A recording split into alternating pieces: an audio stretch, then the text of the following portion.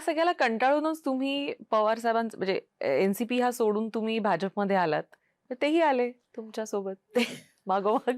ते काय माहितीये का, काहीतरी तसं ग्रहमान आहे. माझ्या मागे आल्यावर त्यांना चांगली पदवी मिळतात. तिथेही मंत्री होते. तिथे पवार साहेबांनी कधी माझा विचार नाही केला. नुकताच आलेल्या महिलांना त्यांना मंत्री केलं. ज्यांचं काही काम नाही. मी आता राजकारणात बऱ्याच महिला बघितल्या. मी महिला आहे, मी महिलांवर बोललं नाही पाहिजे, मला आवडतही नाही. पण काही न काम केलेलं नुसतं बोलणं, एखाद्याला टार्गेट करणं आणि पदं मिळवणं. आता तुम्ही बघताच आहेत. तुम्हाला तर सगळंच राजकारण माहिती आहे.